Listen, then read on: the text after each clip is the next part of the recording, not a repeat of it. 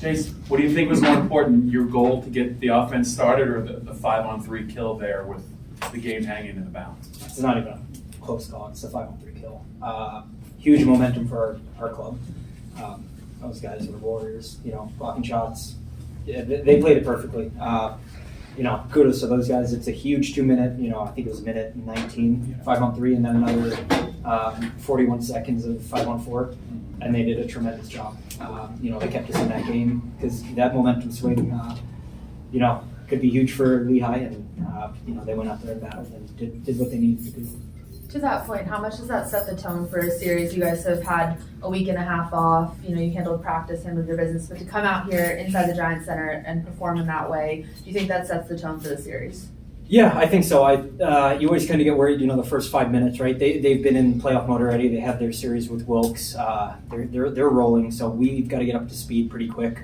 Nelly calls it Hell Week for a reason, but we did a lot of skating, kept us in shape, and I think just coming out and getting up and down the ice during that week helped. And really happy with the end result tonight. Chase, you guys finished first in the division, but I know there was times of frustration where you seemed a little up and down with the regular season. And all right, we got to kick it in. It's playoff time. Did you feel the intensity shift last week and out on the ice tonight? How big of a difference was the performance, just the energy and just the atmosphere in general? Yeah, I think a lot of the players tried to make that switch last week during practice, just playing harder against each other, try to replicate those game-like scenarios, not letting each other off the hook, keeping guys accountable in practice, and really happy with the way that translated to the game. And obviously playing at the Giants Center, it was electric, like it always is, but even more intensified during playoffs, and it was fantastic. And what about Shep? I mean, he steps right in with the playoff performance. You guys really protected him well, but you needed him at certain times. What is it like, to see him do it year in and year out? Shep Daddy doing Shep Daddy things. That's pretty much it. On the note with Hunter Shepard, had a great game, just making all those big saves. When he's having that type of performance, does it allow the defense to play more aggressive? You scored from deep in the offensive zone. I know it was 4-on-4, but does that play allow you to play with more confidence and maybe more aggressive, or want to still play it safe still? Not really. I don't think that changes the D-men's mindset, how he's playing, and how we want to play. I think we try to keep each other and ourselves to the same standard every night.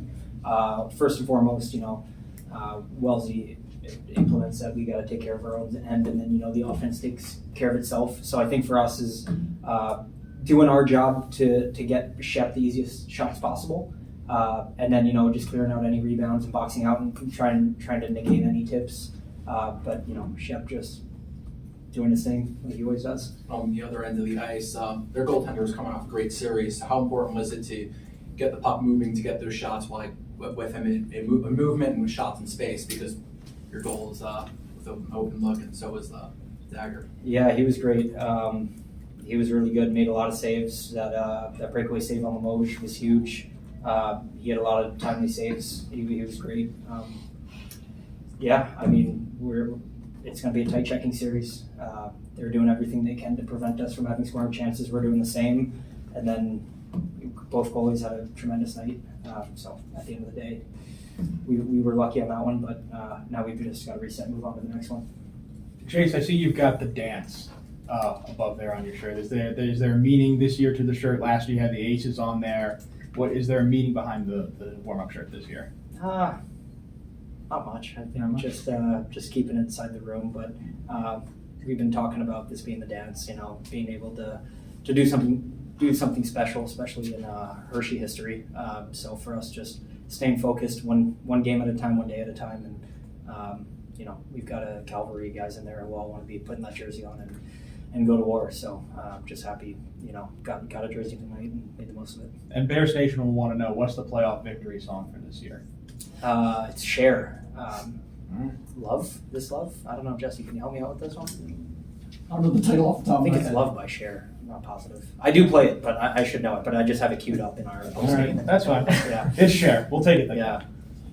Don't mean to overstate the obvious, but you're off for 10 days, and I'm sure everyone's chomping at the bit, to get started. Do you feel like you guys channeled that energy in the right way? Because sometimes you could be kind of loosey goosey or almost overplaying. Yeah. Like I said, I don't want to beat a dead horse, but that week with, the Hell Week, Nelly calls it, a lot of competition, a lot of skating, kind of a lot of just pounding the grindstone, just working.